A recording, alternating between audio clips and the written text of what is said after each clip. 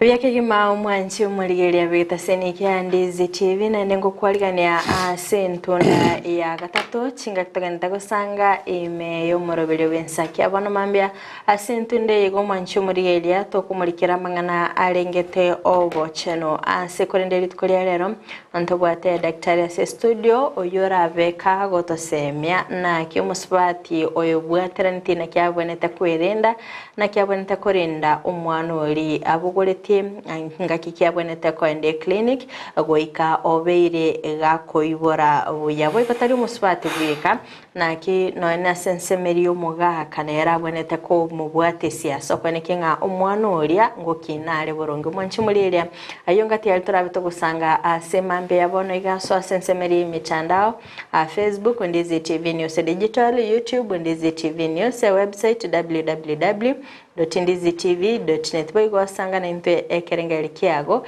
wetrasi namba yesimu ya 0792192834 otumanyinga yekubwatia omorobeko tangere bageri gali bene kwa ni daktari ase studio atomanyana kyakorokwa na endenga yakorokoro karibu sana.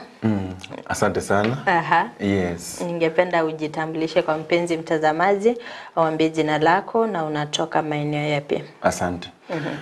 Kwa majina ni Daktari Calvin Lizanga kutoka Kisii County, nafanya hospitali ya Mount Olives Medical Center ambayo iko Mosocho hapo opposite Pillars Park. Hapo ndipo napatikana na hapo ndipo hospitali ipo. Karibu sana. Asante sana. Mpenzi mtazamaji najua hii muda tumekuwa na mvua mingi, baridi. Nimepata kuna watu walipata mimba. So siku ya leo tungependa tuwaelekeze ni jinsi ipi wanaweza kutunza yule mtoto. Pengine tukianzia mtu anaweza jua aje ako na mimba. Venye mwenzangu Frida amesema wakati wa msimu wa baridi after 9 months watu wengi huwa wako na mimba na huwa wanapata ujauzito. Sijui ni kwa nini lakini mnajua sababu. Yes. Sasa wakati ambapo ujauzito unajitokeleza mtu hawezi jua kwamba ako mjamzito. Na unaweza kuwa na dalili zile ambazo mtu anaweza kawa nazo na huyu lazima akuwe ni mwanamke. Asa kuna dalili ambazo mwanamke au msichana au yule mtu wa kike anaweza kuja nazo ndiposa ufikirie kama daktari kwamba wacha niangalie kama ako na ujauzito. Unapata kwamba mama anasema kwamba anaumwa na tumbo. Tumbo inaumwa na huku chini. Ile pain inatoka huku mbele ikienda nyuma. Au inashika tu katika kitovu na inashikilia hapo. Alafu wengine pia wanasikia wanasema wako na mgongo unauma. Na wengine pia wana present na kutapika. Na wengine pia nausea ambao tunasema kwa Kiswahili kichefuchefu. Wengine pia wako kichefuchefu. So wakati wako na hizi dalili kama daktari kitu kama pana wacha niangalie mojawapo ya possible causes ya hii na pia utamuuliza swali kwamba uliona damu yako ya mwisho lini?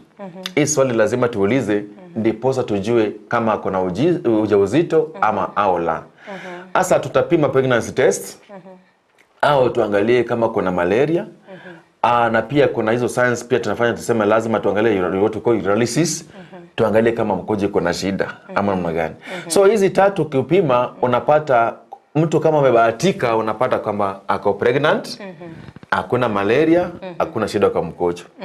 Yes. So ukiangalia hii route alafu paka pregnancy positive, safari ya ujauzito inaanzia hapo.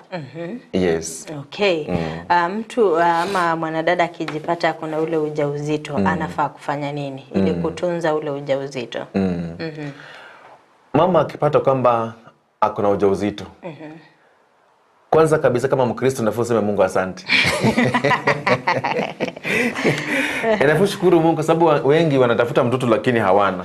Wameenda kwa miti shamba hawana watoto. So wakati umepatikana kama kwa ujauzito inafaa ushukuru Mungu kwa ujauzito wako na kisha baadaye inafaa tunaanza kliniki katika hospitali yetu yaliyo karibu nasi. Yes. Pengine mama mjamzito anafaa kuanza kliniki lini ama kwa muda upi? Mama mjamzito inafaa aanze kliniki wakati ametambua kwamba ako na ujauzito. Yes. In English tunasema kwamba the antenatal clinic starts immediately when you notice that you are expectant. Saa hiyo. Kama umepata ni leo, inafaa waanze what we call unafanya test tuangalia baadaye hizo. Alafu unaanza clinic saa hiyo. Yes. Daktari, kuna wale wamama ambao maybe wanaweza maliza hata mwezi mmoja ama miezi 2 ndio atambue kwamba kuna ujauzito. Unajua sasa wamama wengi ambao wako na watoto 2, 3, 4 au ndio wanasema kizungumkuti katika hii safari ya ujauzito. Unapata kwamba mama amesema kwamba yule nilianza kitambo sana, nilichoka na kwenda clinic, wacha nikae. So wakati ambapo mama ama delay kwenda kliniki, hiyo pia kwa madhara zake. Na mimi na advocate kwamba hata kama umegundua kwamba uko pregnant at 2 months, uko unajua uko na mimba, lakini umegundua kwamba uko na mimba ukiwa na miezi 2, anza clinic. Kuna mama ambao nikiwa Western, kuna hospitali nilikuwa nafanya Western Vigorous Hospital. Kuna mama ambaye hakujua kwa mimba kabisa. Mpaka siku akaja hospitali akasema kwamba daktari, nasikia tumbo linaniuma. Inakuuma aje? Kuangalia hivi kumwambia naomba nikupime tuangalie tumbo shida kwa tumbo. Ndio mtoto anatokelezea. Kesi kama hizo pia ziko. Mama hakujua kabisa miezi 9 yote kwamba ako na mimba.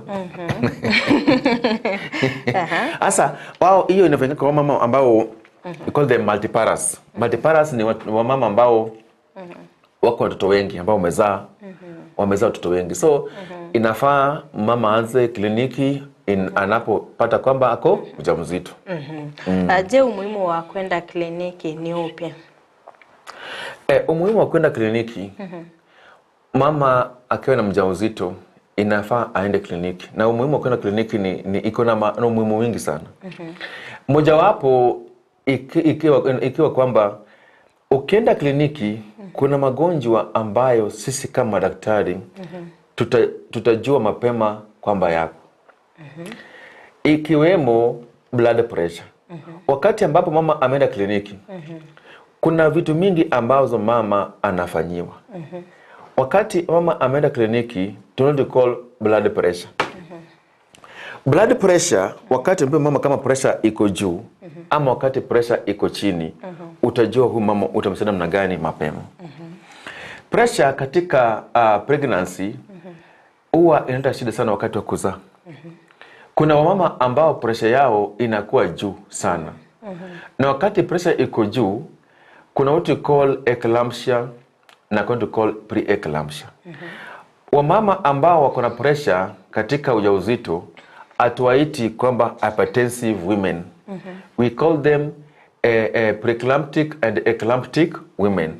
Asa wakati ambapo mama pressure iko juu, mimi kama daktari kuna how we classify either kama iko ni eclampsia ama pre-eclampsia. Kama ni preeclampsia, tukipima mkojo unapata kwamba kuna what we call proteins. Na wakati proteins iko kwa urine, proteins iko kwa mkojo, mtu wa lab akiandika +1, hiyo inamaanisha kwamba ndio pressure imeanza kubuild up katika huyu mama mjamzito. Na akiandika +2, ina maana kwamba hii pressure imeenda juu kidogo. Na pia inaweza kuwa +2 na pressure ukipima haiko juu sana. Hapo pia lazima utafanye utafiti fulani tena ujue ni kwa nini iko +2 na pressure iko vizuri sana.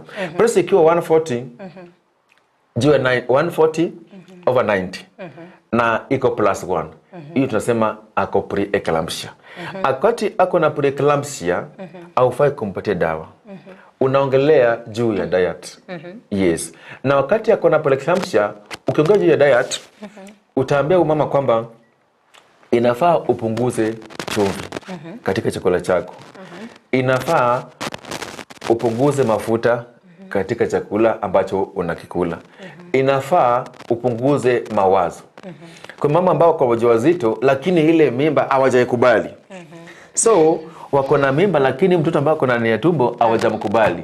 So watu kama hawa wanakuwa na stress ambao inaleta what to call pressure pregnancy, ambayo tunasema kama preeclampsia, kitu kama hiyo. Next, mama anaambiwa kwamba kuna mama ambao wanakunywa pombe na wako wajawazito. Inafaa mama kama ako mjamzito inafaa aache pombe kabisa. Mama mjamzito afaa kutumia pombe. Pia sigara, mama mjamzito afaa kutumia sigara. So diet, we specifically deal with the diet. Alafu mama mjamzito inafaa afanye exercise. Akifanya exercise pia inapunguza hii pressure build up kwa mwili. Alafu pia mama ambaye ako mjamzito, ili pressure isiende juu sana, mama inafaa at least akuwe na 8 good hours of rest. Hii ina apply kwa watu wote, either pregnant or not pregnant. At least 8 hours of rest for everyone inakuwa mzuri sana kwa akili. Asa hiyo ni about the preeclampsia. Bado ni kwa umuhimu wa kwenda kliniki. Alafu kama mama akuna what to call eclampsia, utapata kama kwa urine tuko na proteins zinakuwa +2. So +2. Na pia unaweza pata kama pressure inakuwa either 160 over 100, 150 over 102. Hiyo range tunaweza kuwa na tahadhari. Huyu mama inafaa kuwe monitored closely. Na wakati kuna what to call hiyo eclampsia, most of the times unapata kama wakati wa delivery, wamama kama hawa wanakuwa na what to call fits. Fits ni ile convulsion. Na huyu mama kama huyu, most of the times huwa tuna recommend kwamba afanyiwe cesarean section kwa sababu ya hii complication. Yes, wengi wao kama pressure imekuwa juu sana na iko controlled, tunawabook mapema for CS. Cesarean section. Mama afanyiwe upasuaji mapema ndipo tusikue na madhara katika time ya kuzaa. Pia umuhimu wa kuja kliniki, kuna dalili fulani ambazo mama anaweza kuwa nazo. Hiki kifaa ambacho nimekibeba kinaitwa fetoscope. Na fetoscope inatusaidia usikie kama mtoto anacheza ama hachezi. Kama huyu ndiye mama mjamzito, kitu nafanya kwamba nitasikiza. Unasikiza kama mama mtoto anacheza. So wakati unasikia kama mtoto anacheza, unasikia kwa hii shimo, kuna kashimo hapa. Unasikia kama anagonga tup tup tup tup. Na wakati anagonga tup tup tup, unaangalia masaa. How many beats? Mtoto anagonga how many beats? Mtoto mzuri inafaa gonge from 100 beats kwenda juu. Na mtoto kama unamfikia lakini anagonga pole pole, hiyo sio mzuri. Akiwa 50 beats, 30 beats, hiyo sio mzuri. Unaambia kama mtoto, mama anakuambia mama daktari mtoto acheze vizuri. Lazima utumie kifaa kusikia kama mtoto anacheza vizuri ama hachezi vizuri. Sasa hiyo ndio umuhimu mwingine kuja kliniki. Inafaa tujue fetal status ya mtoto iko namna gani. Kama mtoto achezi vizuri, inafaa tunafanya to call ultrasound. Tunafanya picha ya tumbo tujue mtoto ako hai au mtoto ameshakufa ndani ya tumbo. Kuna wengine mtoto amekufa kwa ndani ya tumbo, mama anatumia madawa. Wakati mtu mjamzito anafaa kutumia madawa zenye daktari hajasema, inafaa mama atumie dawa zenye daktari amerecommend peke yake. So umuhimu kuja kliniki nambari ya pili ni hiyo sasa. Tunajua mtoto ako namna gani. Ingine pia nikiongezea hapo, tunajua fetal lie. Mtoto amelala namna gani? Mtoto kama huyu ni mama, kichwa cha mtoto nafaa kiangalie huku chini. Unapata kichwa kinaangalia saa huku, kichwa kiko huku, mguu iko huku, kichwa iko huku. Hiyo ni breech. Tunaita breech presentation. So mama akiwa in breech presentation, akiwa na miezi karibu 6, unaanza kujiuliza mama anaweza fanya namna gani? Watu kama hawa wanaweza enda operation mapema. Na kama ako hivi na mtoto ni mdogo miezi 4, tunasema kama saa zingine maji ni mingi kwa tumbo, baada ultrasound mtoto anaweza rotate tena kwa vizuri. So that's why nasema kwamba inafaa mama aanze kliniki, safari yake kliniki wakati amepata kwamba ako pregnant.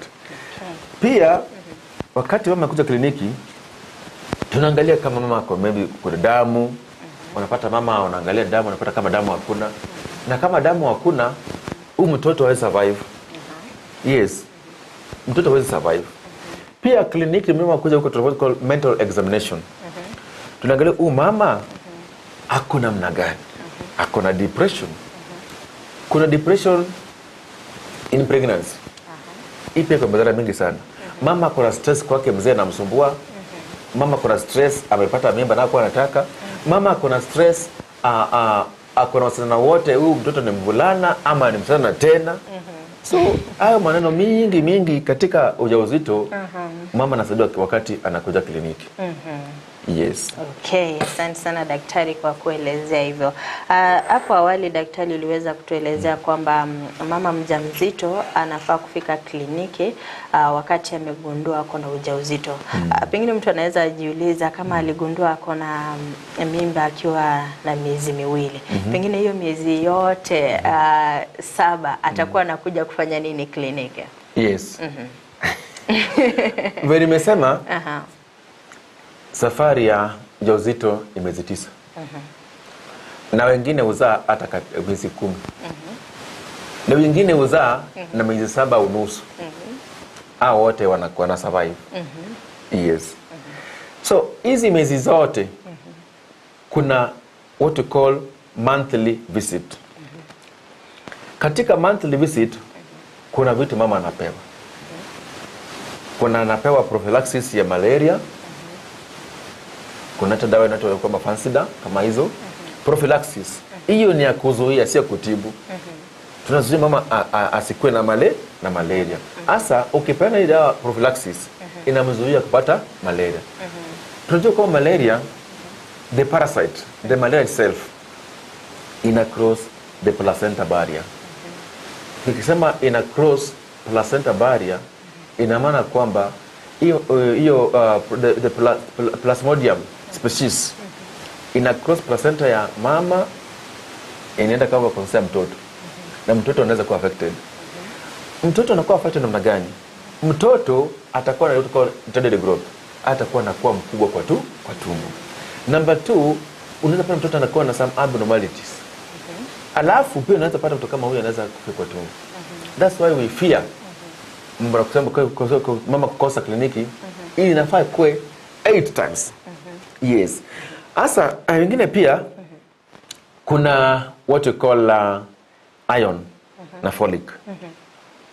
Hizi madawa wanapewa. Na mama anafaa tumeze madawa kwa hizo miezi ambazo nimesema. 9 good months. Mpaka siku ya kuzaa unafaa unatumia folic. Ndio aende kuzaa. Unameza folic mpaka siku ya mwisho. Yes.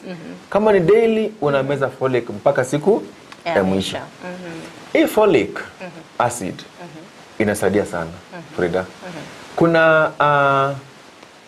Kuna complications ambazo inaitwa spina bifida. Spina bifida ni pale ambapo hiyo the spine na spinal cord haijasikana. Hasa unapata mama anakuwa na kidonda. Yes. I have some photo here, still kama itaonekana kwa watazamaji kama wataiona vizuri. Tunaweza tumia producer aone venye ataweza zieka. Yes. Kiendelea tu kueleza. Yes. Mtumie producer hiyo picha. Akishatuma tutamtumia tuone namna gani. Hasa wakati ambapo tuko na spina bifida, unapata the spine na spinal cord haijasikana vizuri. So kitu kama hicho ni kitu ya kushangaza sana ambayo haikuwa mzuri sana.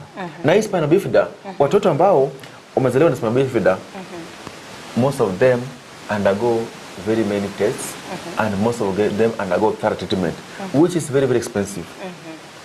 So ni kwa nini uende kwa gharama kubwa kama hii na ukose kuja kliniki? Na pia unapata mtoto kama kuna sisi ya spina bifida atakuwa na uhai huo mzuri sana. Anaweza akafa saa yote kwa sababu spine na hiyo picha ikiwa itaeleza vizuri. Yes. Sasa hiyo condition ukipena iron na folic inasaidia kwa hiyo condition. Na pia unapata kama mama ambapo anakuja kliniki kuna tetanus wanapewa. Tetanus ni ugonjwa mbaya sana. Tetanus wakati mama kwa mjamzito akigora na kitu immunity iko chini. Why? Nguvu za kinga ziko chini kwa sababu ya pregnancy. Pregnancy inafanya mama anakuwa na immunity ambayo iko chini. So tetanus ni muhimu sana kwa mama kama huyu. Alafu tuko na what we call deworming.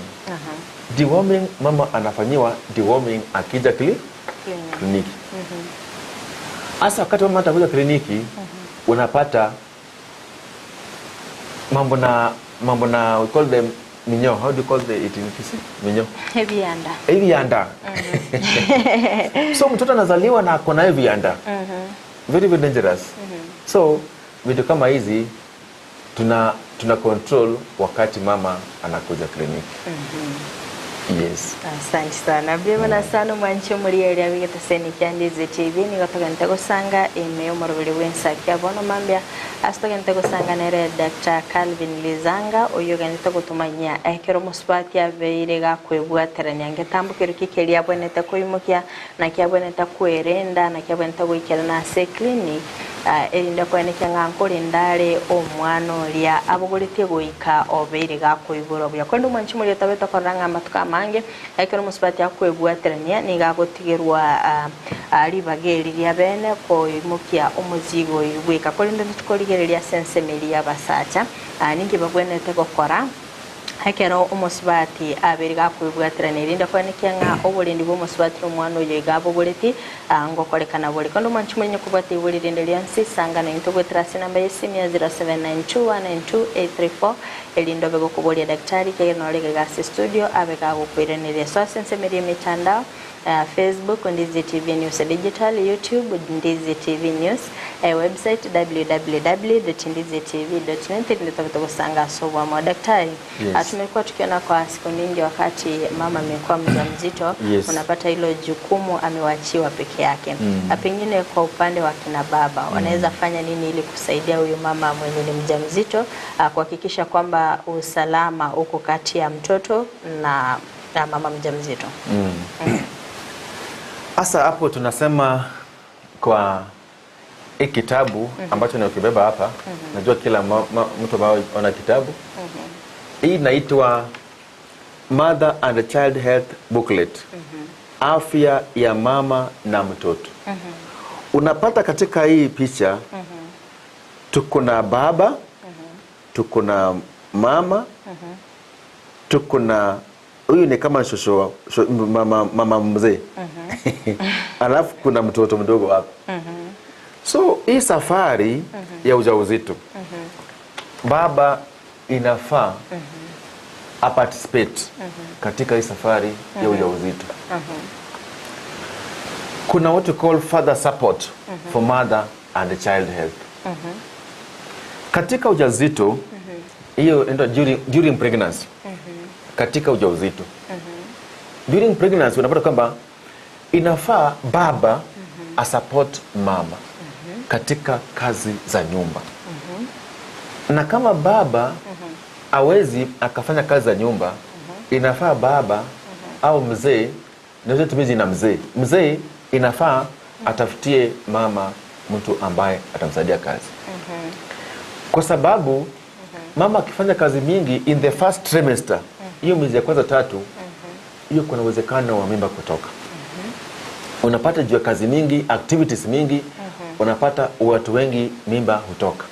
Asa inafaa at least baba asaidie mama kwa katika kazi au kutafuta mfanyakazi. Ingine pia unafaa number 2, what's supposed to be during pregnancy. Baba anafaa fanya nini? Baba anafaa at least asaidie mama kwa diet. Tunaambiwa kwamba inafaa tumie 5 out of 10 foods. Kuna vyakula ambavyo mama anafaa tumie.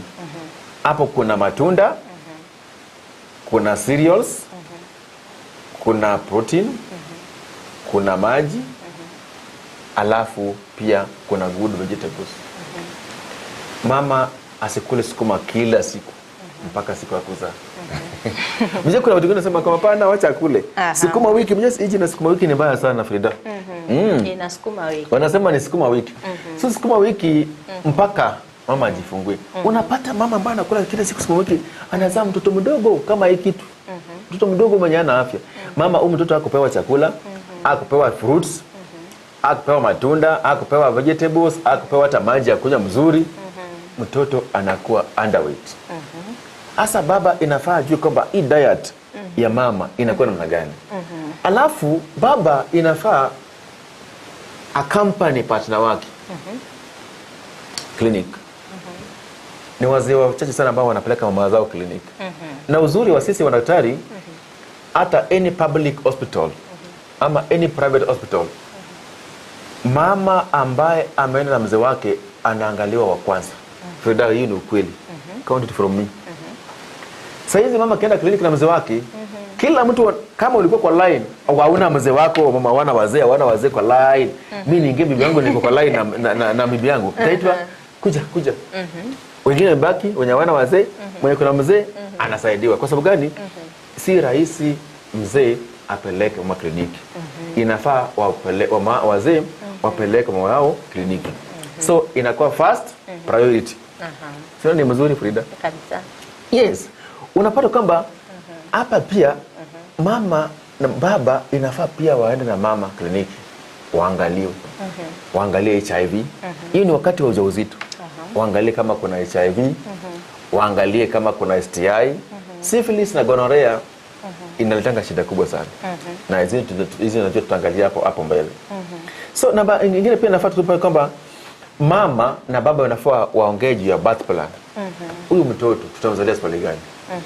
Asa during pregnancy inafaa what to call birth plan. Hiyo ni kazi ya baba. Birth plan. Mama azalie wapi? Na uko na pesa. Si ndio? Lazima tujue kwamba ni pesa ngapi ambayo nafaa niweke ndiposa nikienda kujifungua Mount Olives nitakuwa na pesa ngapi? Nikienda Kisi Referral nitakuwa na pesa ngapi? Na pia inafaa what to call emergency preparedness. Unaweza leta mama hata kama ni Mount Olives hapo kwetu, tukwambie mama inafaa aende operation. Kutoka hapo mpaka kule. Hospitali yes, inaweza itisha ambulance.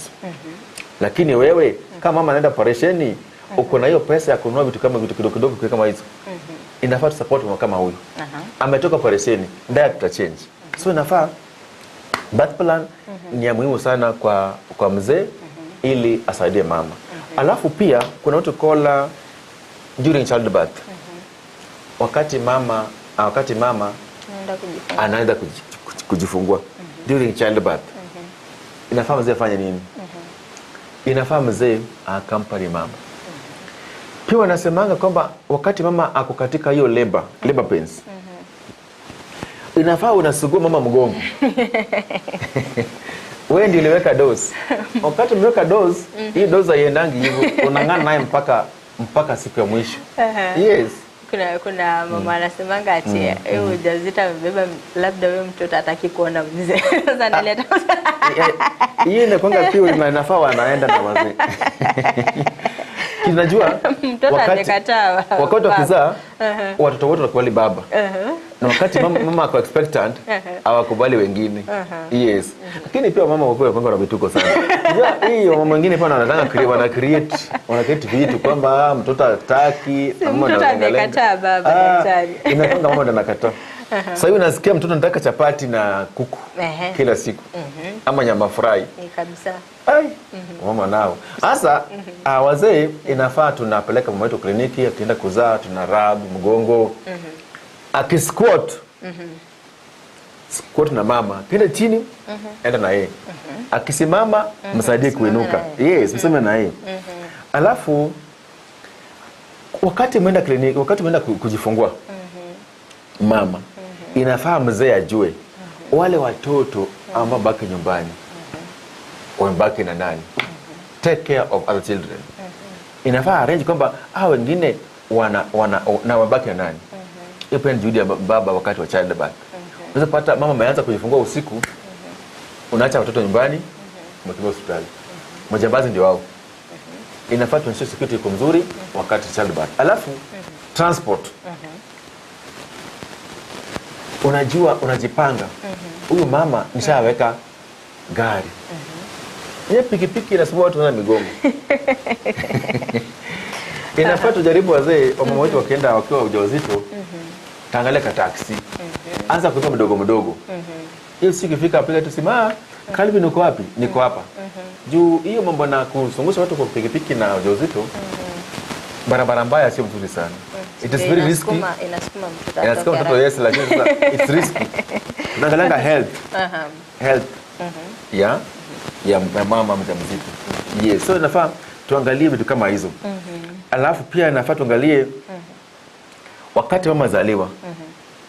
Inafaa baba akae karibu na mama. Yes. Yes. Hata hiyo first mtoto kazaliwa pap.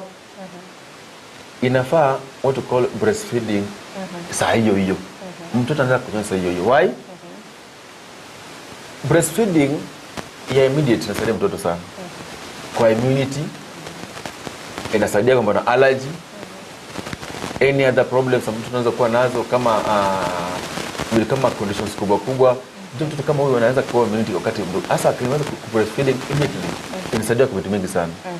Yes. Pia anaweza kuwa na ile nguvu ya kufight infections. Baba anafaa support mama initiate breastfeeding. Yeah. Alafu baada ya kuzaa, after childbirth, mtoto sasa amezaliwa. Ndio mtoto unashukuru Mungu amezaliwa. Ngwe amezaliwa ndio huyo. Baba anafanya nini? Baba inafaa angalie mtoto. Hiyo first 6 weeks. Miezi karibu 2. Ndio sababu tulikuwa to call paternity leave. Kama inafanya kazi mahali nachukua paternity leave na kaa na mtoto wangu. Sio kurandaranda kila sana mama anasumbuka peke yake kwa nyumba. No. Wakati mama amejifungua, she's very weak. Wengine wameenda operation. Inafumu support. Msaidie kuoga. Msaidie chakula. Mpatie uji. Mpatie chakula main food. Mpatie maji ya kunywa. Anytime anakuitisha umsaidie. So inafaa wakati mama amejifungua tukue karibu na hao mama wetu. 6 weeks lazima tuwe karibu na hao. Hii katika childbirth sasa inafaa pia tuangalie mama ako namna gani. Angalia hali ya mama. Unapata mama amezaliwa, amejifungua na amejifungua na damu iko chini. Unapata kama HB yake iko chini. Mama anachoka. So hii utajua tu hii kama uko karibu na mama. Au utajua haya kama uko mbali na mama. Assume wewe ni mtu wa transport. Mama amejifungua ako na damu iko chini na uko Kisii. Uko Homa Bay. Umeenda Zinyagisai. Umeenda wapi? Na mama anasumbuka hapa damu iko chini, ako na kisunguzungu. Utafanya namna gani? So, pia inafaa uangalie mama, mtoto pia uone mtoto. Usaidie mama kuangalia mtoto. Mtoto ananyonya namna gani? Kama hanyonyi, peleka kwa hospitali. Kama mtoto ako na joto, report. Mama hawezi report. Ni mzee ndiye atasema kwamba mtoto wetu alizaliwa hapa Mount Olives lakini bado ako na shida ya mtoto ako na joto. Daktari akwambia mlete. Hiyo pia inasaidia kwa sababu gani? Itasaidia mama at least akuwe stable. Pia tunaambiwa kwamba inafaa wakati mama ashajifungua. Hii naongea na wazee. Atufai kuonana kimwili mpaka baada ya wiki 6. Mama lazima apone. Ndiposa tuanze kuonana na wao kimwili. Tusikue watu wa tamaa. Tuelewe mama kwamba healing lazima ifanyike kwanza ndiposa tuanze tena kuonana na hawa katika mapenzi. Daktari, hao ni wakati mtu amefanya normal delivery ama ya CS? Delivery yote. Yes. CS will go longer. Yes, CS itakuwa longer kwa sababu gani? CS hata 1 year. Yes. 6 weeks ni normal delivery. Kama umeenda CS itachukua hata 1 year. Hata 8 months. Kwa sababu gani? Mama ndiye atakwambia. Na bado nasikia uchungu. You cannot. Huwezi kuwa inhuman mpaka lazima tu ufanye hivyo na mama bado ako na ujauzito, ako na tumbo bado inauma. Unaona mauzi ziko hivi na bado naangana na yeye. Hapana. Inafaa tukue na kuelewana, tukue na kuaminiana katika ndoa. Alafu mama pia anasema kwamba enyewe mzee wangu anipenda. Alafu pia inafaa mtoto wakati amezaliwa to call exclusive breastfeeding. Exclusive breastfeeding 6 months mtoto anafaa anyonye kwa miezi 6 bila kuonja maji, bila kuonja uji. Apart from dawa peke yake. Hii dawa isikue dawa ya kienyeji. Watu wengi mtoto nasema omolu wanapea mtoto dawa ya kienyeji. Hii shida ya kupea mtoto dawa ya kienyeji inaletanga liver problem. Na wakati mtoto liver problem inaenda shida kubwa sana kwa mtoto.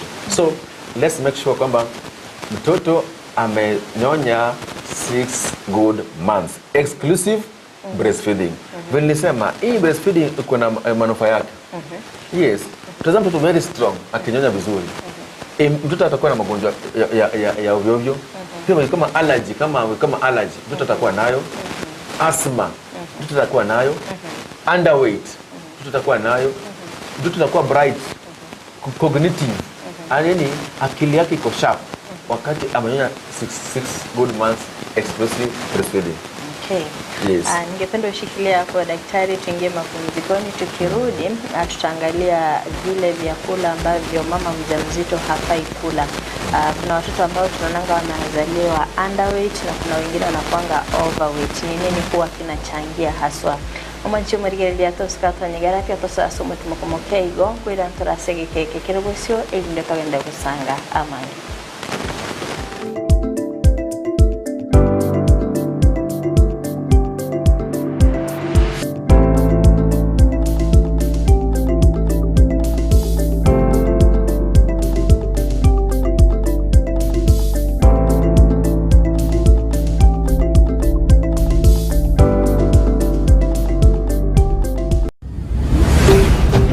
Ndizi TV ubwansu bw'omugusi.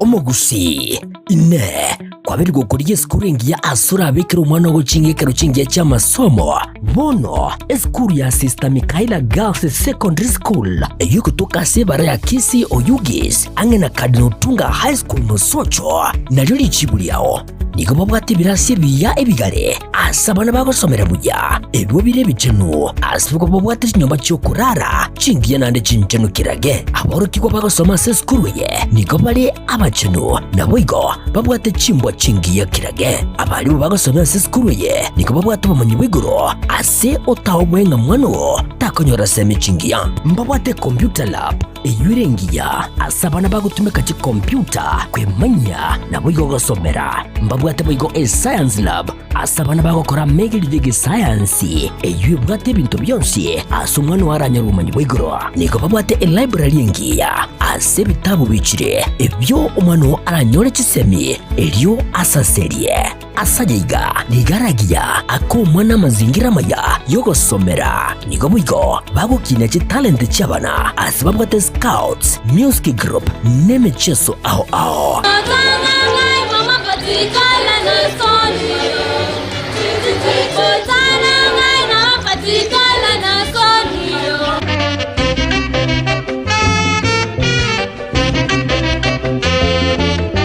onyolenga aigabuigo niko bagukina umwana kebo Kristo asamange batari nako bakira esimi agirira muretu umwana anyora amasomo aigoro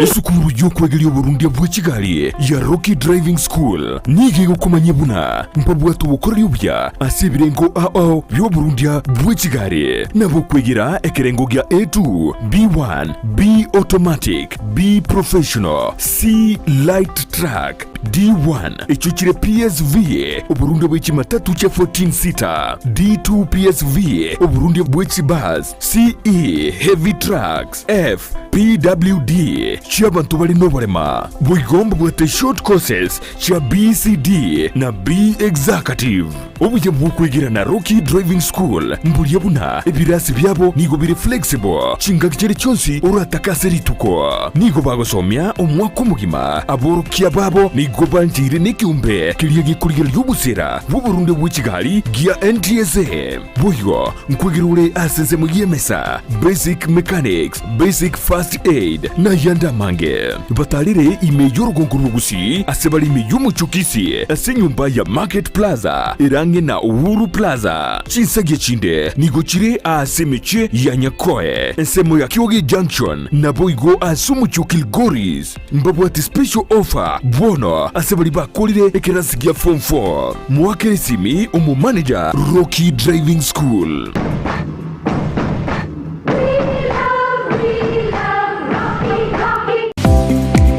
Kwekera bono ayabunu mwagachi kwa manyire duka okogenda kujia bintu byose biryogokorera emirimo yawo. Osmo Traders Limited nigo babwate chitali chokwaranse ase nyumba yawo nabo igokobeka sinyasi bune babu egikoni living room nabo igo echikobe kwesiko babwate sanitary wares buna chising chibakuri chete cho chonsi showers towel holders soap dishes racks mirrors na hand basins chirangi chonsi chiria chikuburukanibwa ne computer nabo igo chiri spray paint no chire mbabwate chipboard buna chips and boards MDF boards na chip boards ebinto au byokora plumbing buna PVC joints PVC pipes na chi water taps chonsi no chire boigo na bokugura chi curtain rods hood screws chingulu chonsi door locks chi pipe wrench spanners screwdrivers banyore all Sansura building angena Kisi main bus stage gusua Kisimi ase namba enotisano nebire eye mokianda inyeisano enotinye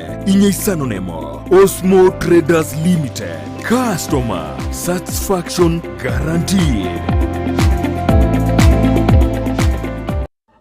Amariogo yemete nigabeire richibwa se amarwaire au nonya na yasinyire ase chinyagitari Super Medical Center egotoka somo chiobosongo nigotokwegookeria kurwa bowenia wetrasa marioga yo kurwa ase chinse chesko ngurwaria tora amarwaire buna ulcers cancer asthma na yanda manke ayokoringori wa net machine chaito ngoro cross mora daktari kurwe company ya Super Medical Center egotoka somo chiobosongo igangurwa ritora amarwaire amange ande kara wajine ndogwate chi machine tigo kumureka chiarora nkikero bobe tigo kumureka umubero umugima wansero umutu mbaka inse na ikigo tatengikero bobe amarwaire kiobwate twamanya kwa mariogo ana abandi machine yengo mureke yarora mejando kiabwate twaba mariogo itongo ikale mbali neba no mochio keroka neba ngirigori cia mariogo itona bakugwikera neba Mombasa onya koro ekara wakire simi na bukurwari ikaso mochio bosongo ase stage echigari otwakire simi ase chinamba chiko bwatia 0737746368 gose 0712526764 n'abantu abange bayeteire gana ndi bagwenire igo totwara bwoba bunde bwense akara bwakire ese kwaranyura mariogo munaria nyagitari kwangire koigubia morwaire munaria ale chronic nkonyarwari tole.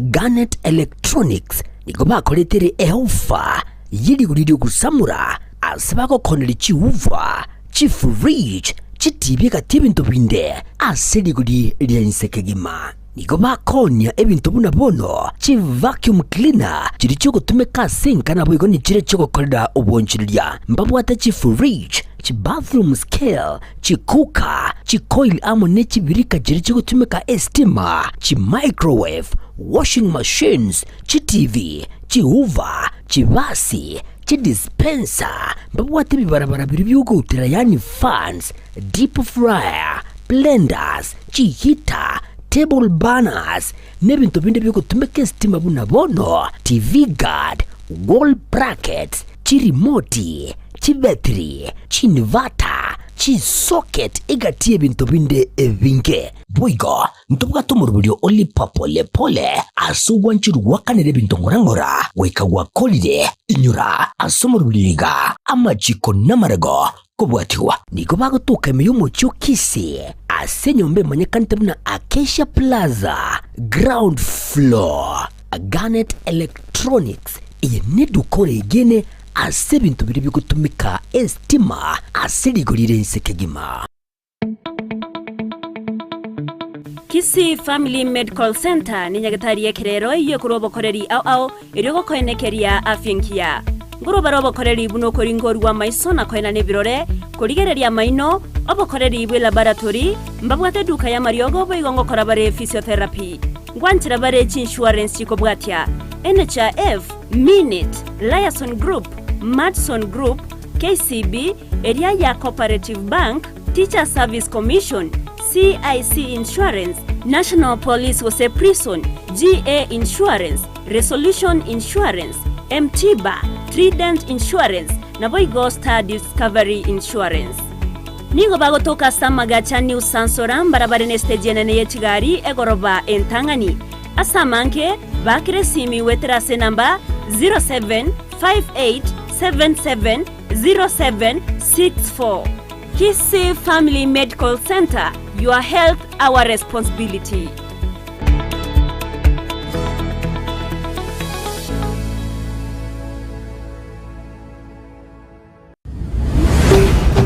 Ndizi TV Ubwansu Bwumugusi.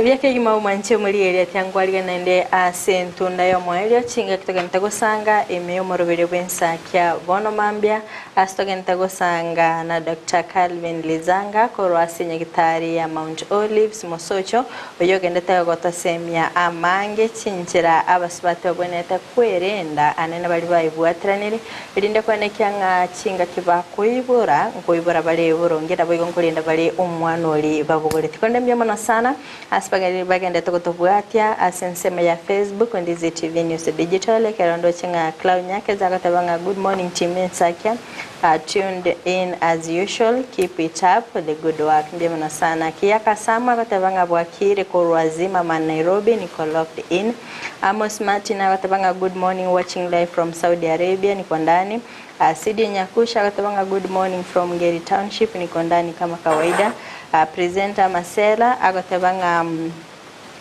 following live from Kericho County Bwakire buya ekerondo chenga Samson Ongaga Kiango bokione pamoja Mosent Innocent Kevande akatabanga following Dolphin Mora akatabanga good morning happy new day watching you live. I wish my children, parents, friends, all fans of Ndizi TV without forgetting my enemies to have a calm day. Be blessed for the good job you are doing. Diamono sana. Ndojenga kijana ya Arsenal. Akatabanga live from State Lodge Milimani akondani. Diamono sana mokende tokurika ujumbe chino. Na baiko kubwatia omorobeli. Kondo manchimule kwa nyantara sosu mutumbo kwa mkego. Na bango bore daktari nga ndagera kichiri.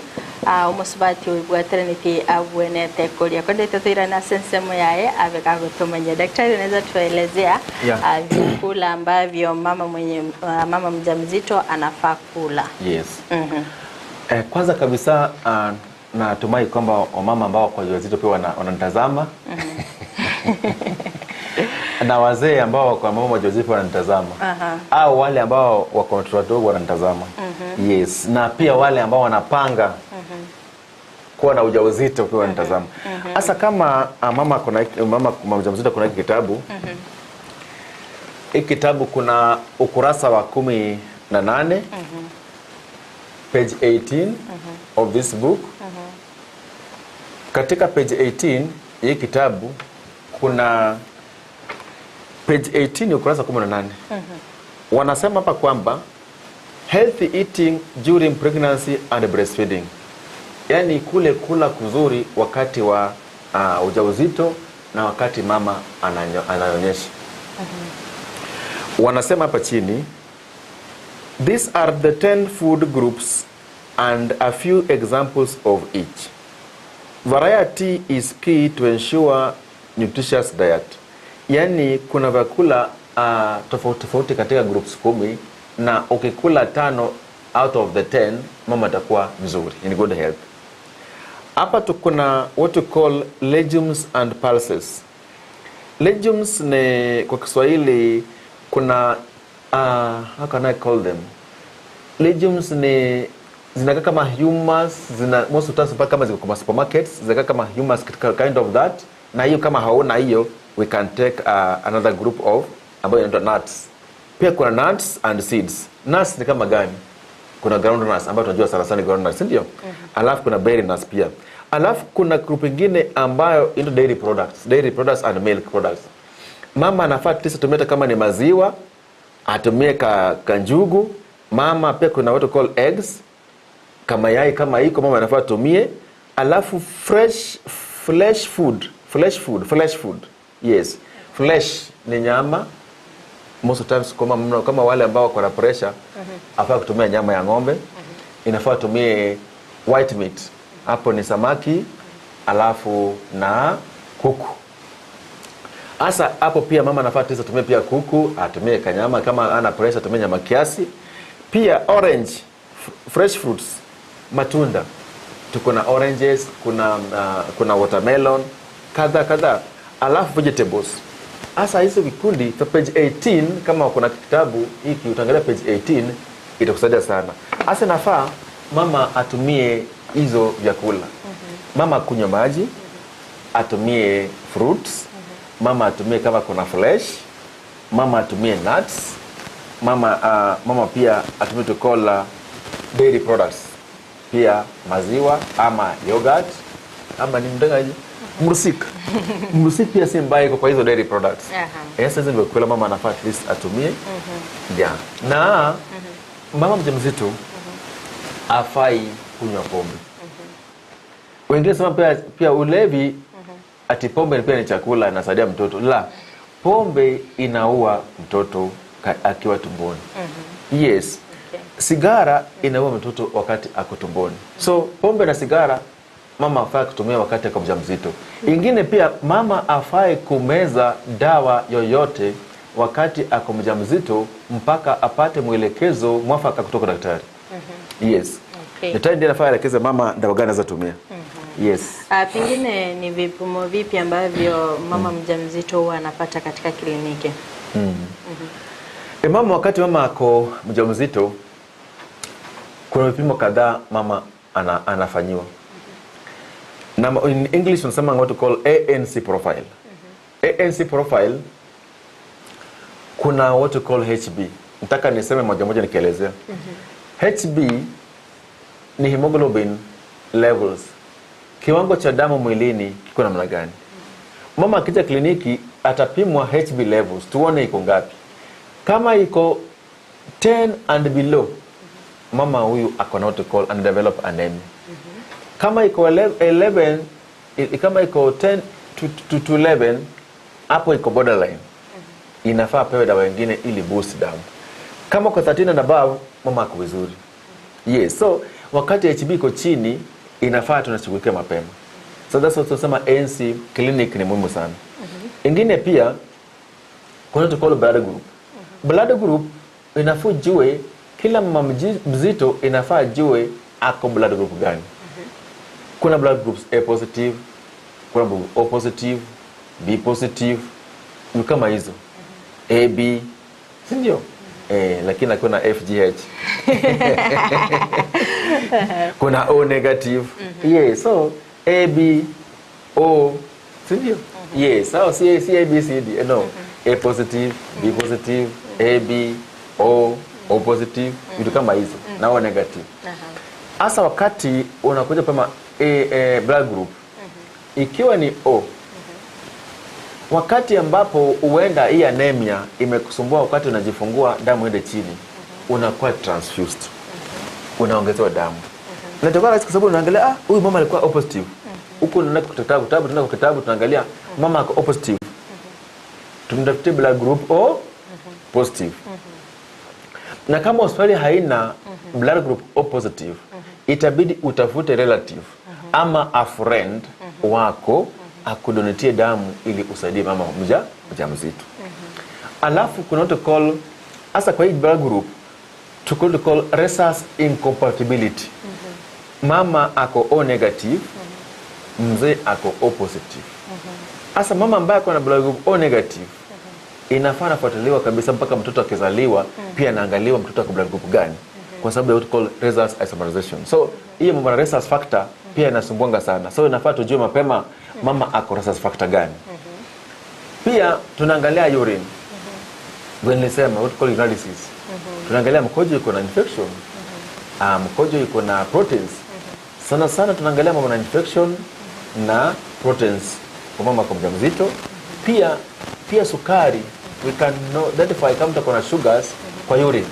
Tunaangalia glucose. Kama mama kuna shida ya kidneys, tunajua kutoka kwa urine. Kama mama kuna shida ya liver, urine pia inasaidia. So mkojo iko na vitu mingi ambazo inatusaidia. So wakati mama kuna proteins, tunaangalia ile preeclampsia ambayo tulikuwa tumeangalia ama ni eclampsia, tunaweza kusaidia mapema. Alafu pia tunapima what call VDRL. Yes. VDRL in full na mesha venereal disease research laboratory. Hapo ambapo mama anaangalia kama ako na syphilis ama ako na gonorrhea. So tunapata kama mama ambaye ako na syphilis au gonorrhea na ako mjamzito, inafaa mzee wake akuje pia apimwe kama ako na syphilis ama kama ako na gonorrhea. So wakati mama ako na syphilis na ako na gonorrhea, kuna matibabu ambayo mama anafaa pewe. Hii matibabu inaendanga course of almost a month. Na pia wanafanya retest after 3 months. Ili tujue ujauzito hii syphilis imepona au bado hajapona. Kwa sababu mama asipotibiwa syphilis au gonorrhea, kuna complication ambayo in medicine inaitwa TORCH. Hii TORCH ni abbreviation. Hii TORCHES, hii inaitwa kama toxoplasmosis. Hiyo ni ugonjwa ambao unaharibu brain ya mtoto. Hasa akizaliwa atakuwa na shida ya kiakili. Alafu kuna what we call R ambayo inaisha rubella. Rubella pia ni mbaya sana katika mtoto kwa mdogo. Alafu kuna what we call HIV. Pia wakati mtu ako na syphilis ndio tupate kuongelea kwa HIV. Haiko namna gani? Pia H pia unaweza call herpes simplex. Mtoto anaweza kuwa na herpes. Herpes ni mbaya. Herpes ni kitu mbaya sana.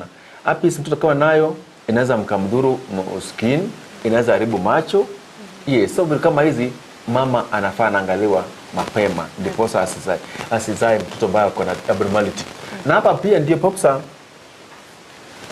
watu wengi huzaliwa kama wako blind. Inatokelezea hapo.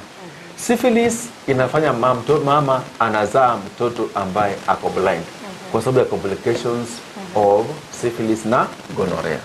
Yes, so most of the blind kids inatokezanga na kitu kama hii. Na pia mama akiwa mjamzito na jui kwamba ako na syphilis ama gonorrhea, inaweza kuleta shida wakati mama amejifungua. Kuna what we call puerperal psychosis. Puerperal psychosis.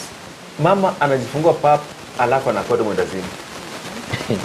Hii ni kwa sababu ya hii syphilis ambayo isipotibiwa inaenda mpaka kwa brain. Hasa wakati mama amejifungua, kinga mwilini inaenda chini. Wakati immunity inaenda chini, hii virus ina control. Hasa kwa hii bacteria wakati mtake control, mama anaanza kuwa na kichaa. Okay. Hasa hiyo ndio umuhimu wa kufanya kama hizo. Alafu ingine pia mama anaangaliwa HIV. Tunaangalia mama mjamzito ako na HIV ama hana HIV. Kama ako na HIV anapewa madawa mapema. Na kama ako na HIV pia anaambiwa wakati ujifungua hii syrup pia utapewa mtoto wako. Ndiposa tusikuwe na cross infection during birth. Na sasa mama akishajifungua mtoto pia anapewa hii dawa kwa muda fulani ambayo tudiscuss kingine tujue anapewa mpaka siku gani. So huu ndio muhimu wa kupima wakati hizi timu za wakati wa pregnancy. Yes. Okay, daktari, kuna swali moja hapa. Hello Ndizi TV team, mimi ni Faith kutoka Sonika. Mimi ni mjamzito lakini mdomo wangu umekauka na maji na kunya sana. Anauliza hiyo ni shida gani? Huyo anasema kwamba ako mjamzito na mdomo unakauka sana. Mama anaweza kumwambia kwamba the best thing inafaa fanye, inafaa aende kwa hospitali iliyo karibu, tuangalie kama kuna uwezekano wa kuwa na sukari ama unaweza kuwa na sukari ama kama hakuna, uangalie throat, anaweza kuwa maybe kuna some bacterial infection kwa throat ambayo inafanya mdomo unakauka kila saa. So either throat infection ama anaweza kuwa na tonsils ama fungal infection kwa throat, ndio inaweza fanya kwa hivyo. Yes. Tutasaidiwa, huyo tutasaidiwa haraka sana. Asante sana. Kwa sababu muda wetu umeyoyoma daktari, ningependa tuangazie ni hali zipi za hatari ambazo huwa zinajitokeza wakati mama ako mjamzito. Asante sana kwa hilo swali Frida. Nimefurahi sana kunielekeza vizuri. Wakati mama ako mjamzito, kuna dalili fulani ambazo mama akiwa nazo. Hizo dalili za hatari, mojawapo ikiwa ni kutoka damu. Mama kama kwa mjamzito na anatokwa na damu, hiyo ni hali ya hatari. Inafaa mama kupeleka hospitali angaliwe either ana afya ama kuna shida gani ambayo inafanya bleeding inatokelezea. Ingine ni kwamba wakati mama ana call fix, mama anajifanya hivi, anasema anazirai kama hivi. Hiyo ni another very dangerous sign in pregnancy. So mama anafaa aende kwa hospitali, angaliwe ni nini ambacho kinafanya anakuwa na hizi fits. Yes, and conversion. Ingine pia mama ana danger sign ambayo mama anaweza kuwa nayo ni kama kuna damu iko chini, unaona mama anakaa white, kitu kama hiyo, anakaa pale, macho ni white kabisa, we call it color in medicine. But kama mtu si daktari, si rahisi kujua sana. Unaona kama macho yanakaa nyeupe, unaenda kwa hospitali uangaliwe. So hiyo pia ni danger sign. Na danger sign ni kwamba mama akiwa na kizunguzungu. Hii ni either pressure iko juu, pressure iko chini, ama kuna mawazo na msumbua, ama kuna ugonjwa ambao kuna msumbua.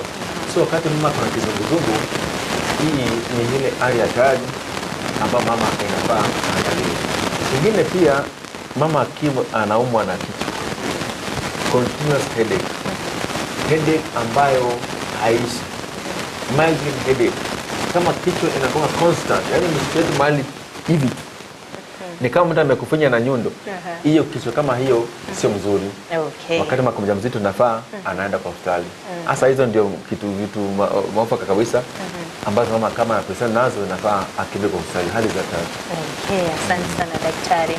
Ambia mwana sana mwanchi murigerera kwa bere ko gusanga na ito somo ruriga bwensake katagenda kumurikira igoro yoborindi ase musubati obeire oyo bwatrantia akadaktari abere gako toresera na kyoboneta kwerenda ndagera kikiri oboneta koli ninki umbuya kiborororo ekero ko mukige tambukira nabo gogwikira na ase clinic elinde koli ngoli gwa kenda bu ntimali ogali okwegwa akero ole murito nange njoki abwate ase omubere bw'omusubati obwateraniti nabo igo omwana boigo babere kagotosemia asensemelinde ngaki asensemo yabasacha muboneta ko bwaterana n'abasubati elinde ko enekia ngorinda muri omwana oli goika obeire gakoiboro buya wegana bakagukwanira chindagera omusubati abwoneta gwetanga korwa ase okolia chingaki aibweteraniti boigo beire kagukorera sensemende kumurikira nga ibimanyirira mbiro rurabe gokorigereria asensemo y'omusubati orore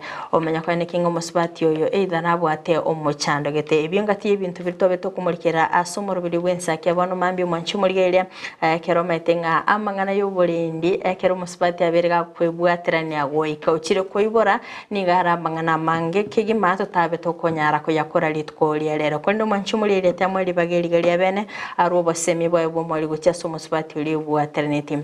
Najua mambo ya kutunza mimba ni mambo mengi sana na tuwezi kumaliza kwa siku ya leo. Pengine tutatenga muda siku za usoni tuweze kuelimisha mpenzi mtazamaji. Unaweza pia mama mjamzito ambaye anakutizama wasia upi wakati anatunza yule mtoto ambaye amembeba? Usia ambaye anaweza pia mama kwanza wote anaweza mama mjamzito. Mama mjamzito naomba tuende kliniki mpaka the 9th month. Na kwa tuna close hiyo unapata kitabu umeandika open meaning mpaka siku inazaa. Number 2, to maintain diet mzuri wakati wa pregnancy. Alafu wakati wa pregnancy to avoid weapons. Kama mama ako mjamzito na anatembea na kisu kitu kama hizi sio mzuri. Nafaa unaangalia unatembea namna gani na kisu kwa nyumba. Kama unakata mboga angalia. Namba nyingine pia nafaa mama ambaye ako mjamzito angalie safari ambazo anaenda. Safari za usiku tuepukane nazo kwa sababu hatujui majali mengi zinatokana usiku, sio mzuri sana. Alafu pia mama ambaye kama mjamzito atufai kwenda kwa disco, unapata mtu ameenda huko ameumia, ameumizwa kama hizo sio mzuri sana. Hasa usia wangu mama ambaye amejifungua ambaye kana mtoto inafaa mtoto anyonye kwa miezi 6 ambao tunasema ni exclusive breastfeeding.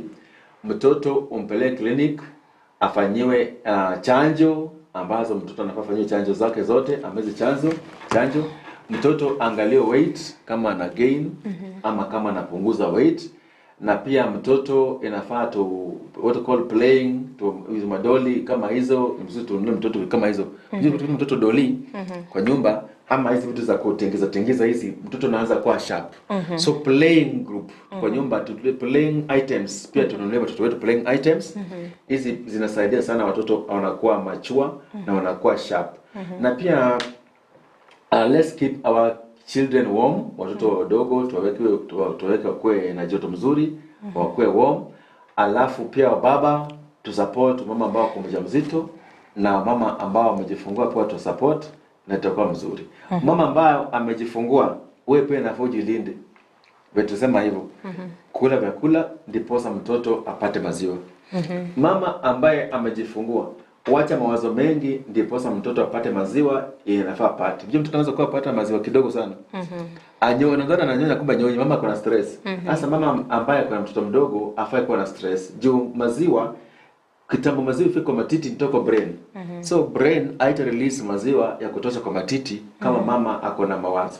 So inafaa tukue na a peaceful environment during pregnancy, a peaceful environment during childbirth, asa inafaa between the man, the wife and the kid. Hii ndio ushauri wangu. Okay. Pia tukimalizia unaweza tuelezea daktari hospitali ya Mount Olives inapatikana wapi na inafanya nini haswa? Hospitali ya Mount Olives inapatikana Mosocho hapo karibu na Host Academy, iko hapo opposite Pillars. Pia unaweza kuja hapo karibu na police station. Pia hiyo ndio hapo Mount Olives inapatikana. Tunafanya free consultation. Mtakuja pale tunafanyia free consultation. Tunafanyia free deworming. Hizo dawa za minyoo za mwita namna gani minyoo? Vianda. Dawa za vianda utapata free. Utafanya weighing free. Alafu treatment pia tuko na affordable treatment ambapo kuja pale tutakupima vizuri. Kuna madaktari ambao wamehitimu pale. Utapima vizuri pia tupate shida yako ni gani. Alafu pia venye unaona mambo na clinic tunapambana sana mambo na clinic. So mama ambao wako wajawazito au ambao wanataka kuanza safari ya kukuja kwa kliniki, tafadhali kuja clinic pale upimwe vizuri, uangaliwe vizuri mpaka siku ambapo Mungu atakujalia upate mtoto wako. Pia tuko na laboratory services ambazo tunafanya pale. Tunafanya referral tests. Alafu pia tuko na clinics. Tunafanya clinic ya hypertension. Tunaangalia mambo na pressure kwa clinic. Tunaangalia clinic ya diabetes. Tunaangalia clinic ya arthritis. Kama kuna arthritis pia karibu sana tuangalie namna gani.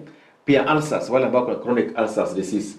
pia tunaangalia hii ulcers itapona namna gani. Tunaangana na wao pia pale, tunaona namna gani wenye watakuwa. Alafu pia tuko na guidance and counseling, wale ambao wako na shida ya kimawazo, pia kuna counselors ambao watakuguide kwa mambo kama haya.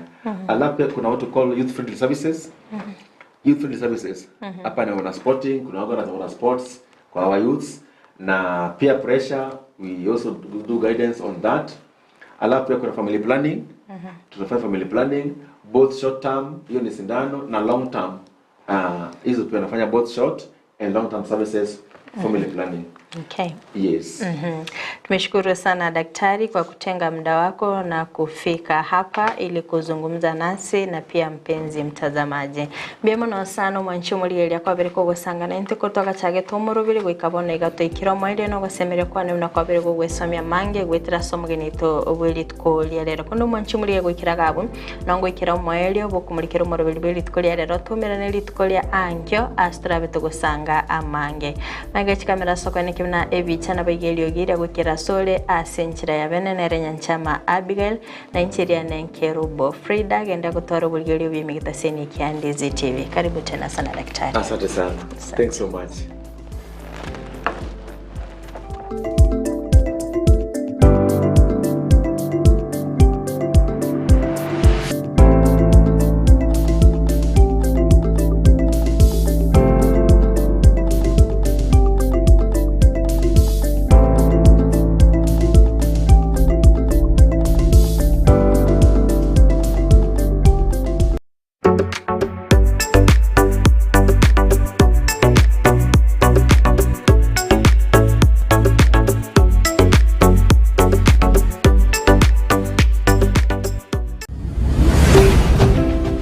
Ndizi TV, ubwansu bw'omuguzi.